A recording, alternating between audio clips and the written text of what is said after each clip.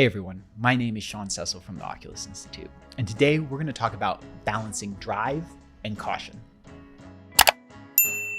Okay, so everybody has two fundamental settings, right? One is going forwards, moving towards something, and the other is avoiding things that are problematic, right? Or moving away from something.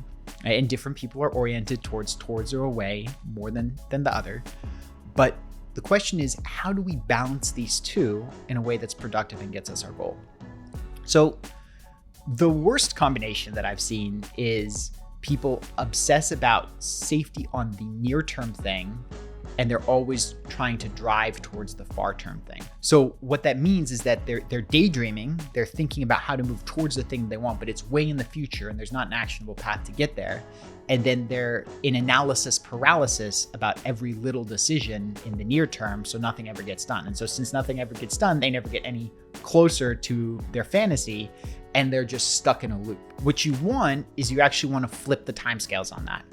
So you want to apply the drive towards the tasks that are ahead of you and get them done.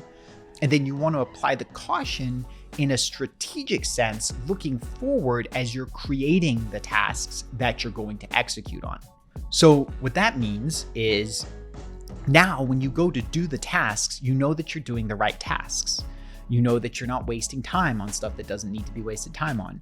You know that you've thought of potential obstacles in advance, and you know that the tasks on your list are the things that are going to prevent you from running into those obstacles. You've eliminated tasks that could create consequences that would be problematic because you applied that caution with a long-term strategic frame that set you up to be able to plow through and get the work done that you needed to get done in the short term, right? So you're thinking like a wise general in the long term, and you're just executing like a good soldier in the short term, right? The reverse would be to put the general here in the short term, where he's obsessing about all the possible things that could go wrong, right? And then have the soldier in the long term with no strategy. So he's just out on the field doing whatever, right? That's not going to get you the outcome you want.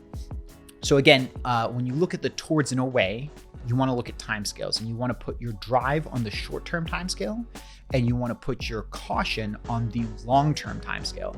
And that's going to allow you to set up where you want to go. And again, you don't want to be overall 100% caution, because on the long-term timescale, you do want to have vision and you do want to think about what you're ultimately going towards to some extent.